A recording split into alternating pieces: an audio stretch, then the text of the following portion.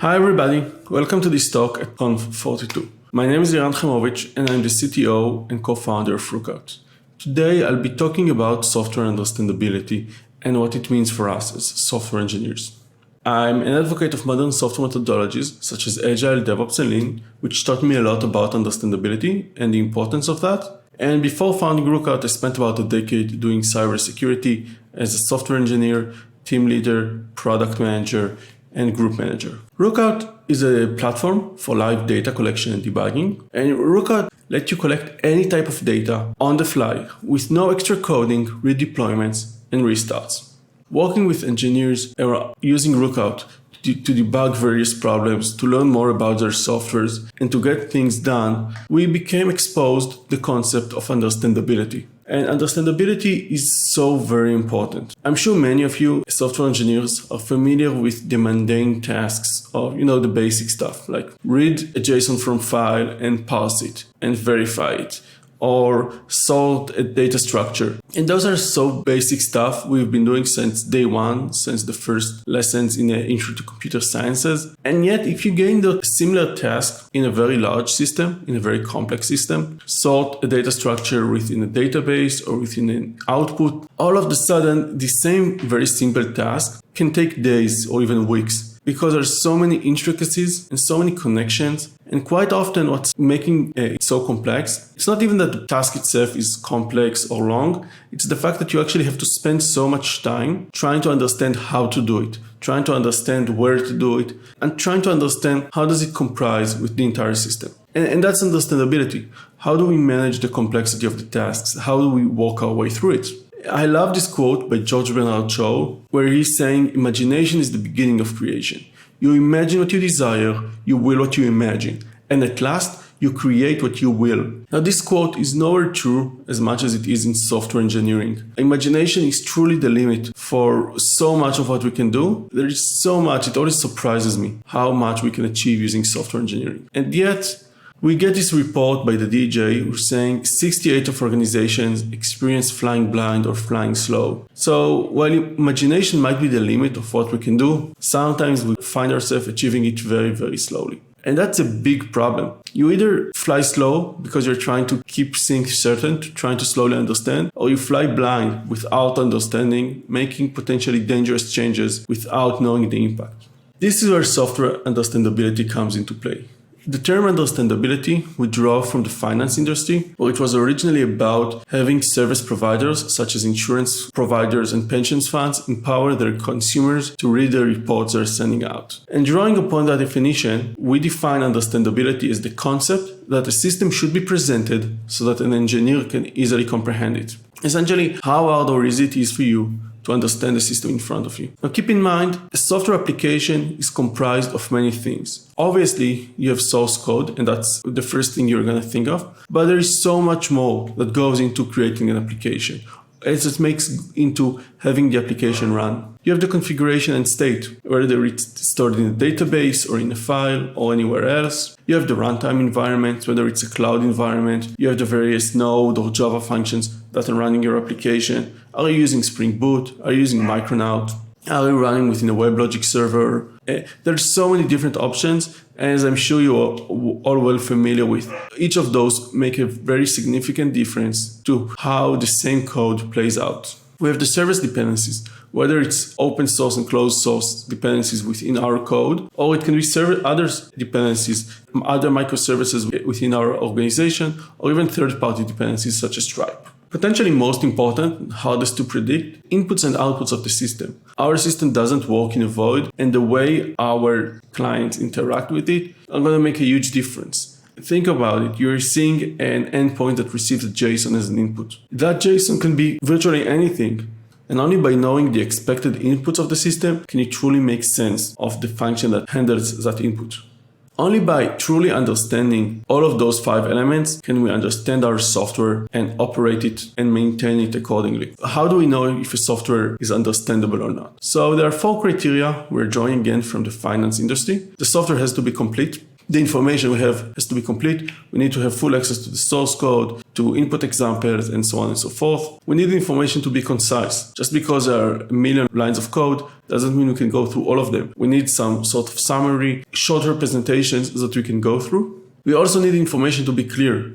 We need those summaries, we need those snapshots to be made very clear. We want the full source code as well to be cleared and documented. And we want everything to be organized. We want to be able to shift from the short summary to deeper summaries to the source code itself.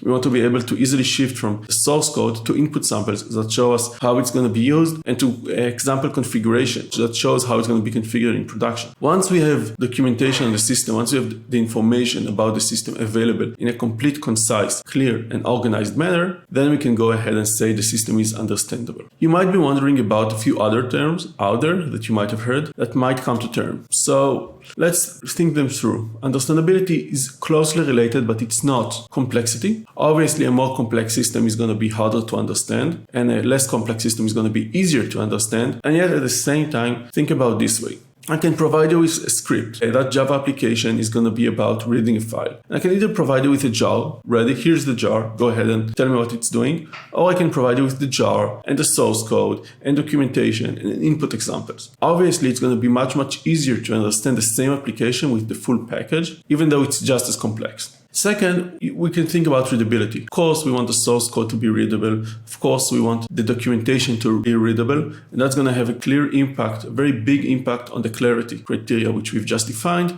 But just because something is readable doesn't mean it's complete, doesn't mean it's concise, doesn't necessarily mean it's organized. And there is much beyond readability to understandability.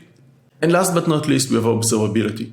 Observability is a term used often to define how we monitor the system in production. How do we know if it's up or down, if it's serving our customers or not? And understandability goes a step back. It's not about just whether the system is up or down, whether it's working properly. It's about how it's working, why it's working, and what's it doing. All of those three elements very much interact with understandability. More often than not, by improving complexity, readability, and observability, we're going to improve understandability as well. But that's not always an option, and that's not always the best approach to improve understandability. How do we go about improving understandability? There are 5 key ways I like to point out for improving understandability. The first, which I kind of briefly touched on, is minimizing complexity. By creating a less complex application, there's going to be less to understand, making everybody's lives easier.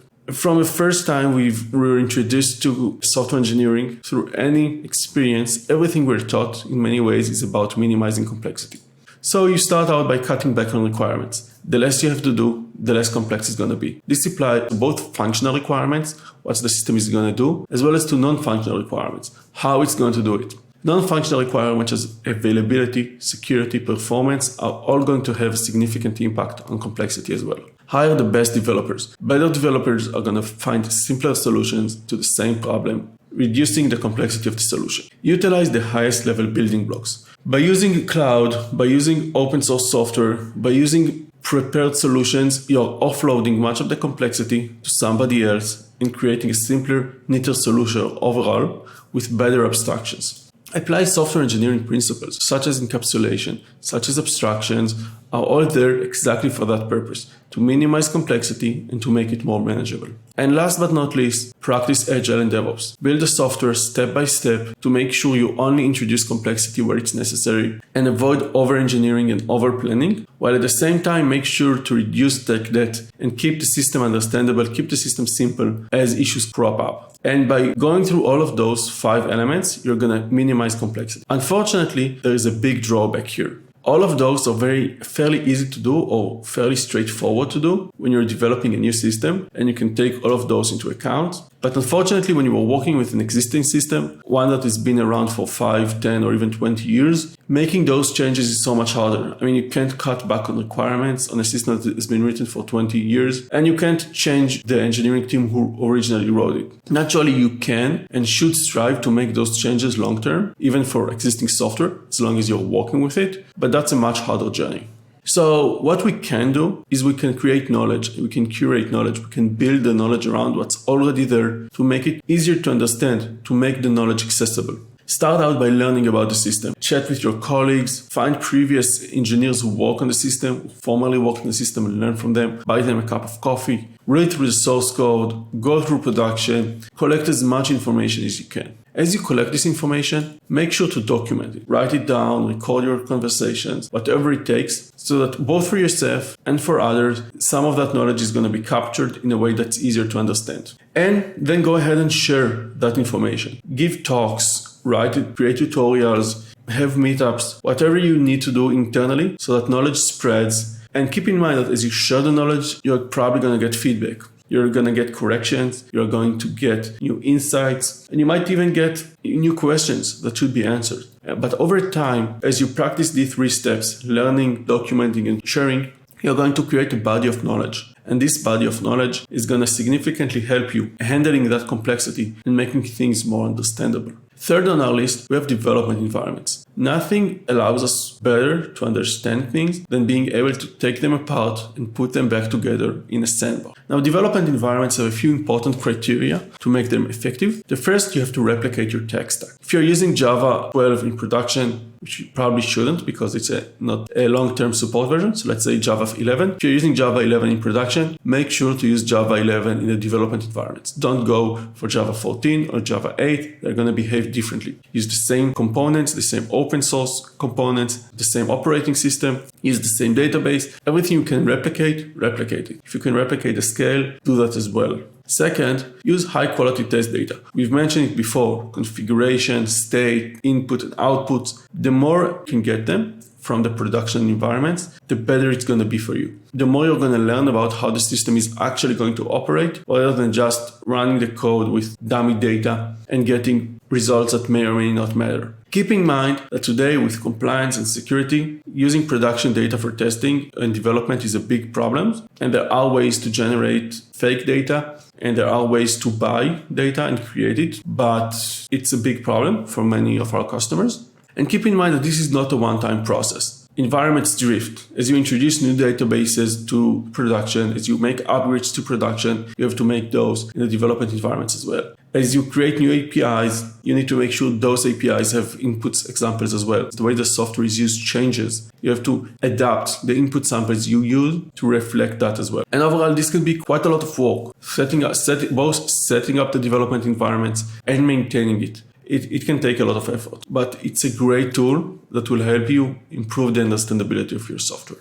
Next, we have observability tools. As I mentioned, observability tools show us the state of the system and not so much exactly what it's doing and why, but it can definitely provide us with some insights in what's going on that we can use. And so if your organization uses observability tools, such as logging, tracing, metrics, and error tracking, then you should definitely ask to have access to them so that you'll be able to use them. They're not going to provide you with all the information you need, but often if you're asking yourself what's happening, a log or a metric or an exception you can track, they can all provide you with some visibility into what's going on and help you make better educated guesses. Now, last and definitely not least, we have tools that are already there to help us understand our software better. I like to categorize them as understandability tools, but I guess most of you would categorize them as debuggers. Traditional debuggers have always been about enabling us to understand our software. You run your application and then the debuggers allow you to take it step by step and see what's going on. They allow you to go back and see what's going on. They even allow you to inject variables, change values, and so you can literally explore the application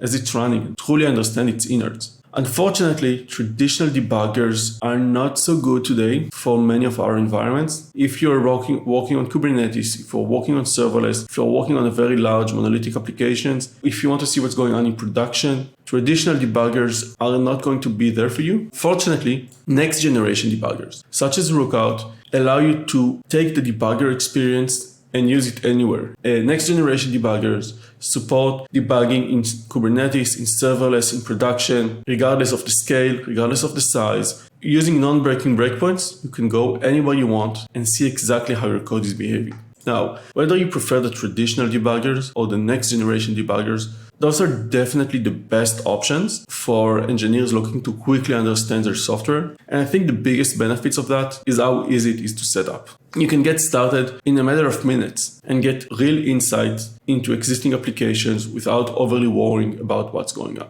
I hope this talk has been beneficial for you. I hope you learned a bit about the importance of understandability, as well as what can be done to improve it and why you should care. And I would love to hear from you, whether on Twitter or on GitHub. So please reach out to me, and I would love to continue the discussion and maybe show you a bit about Rookout. Thank you very much.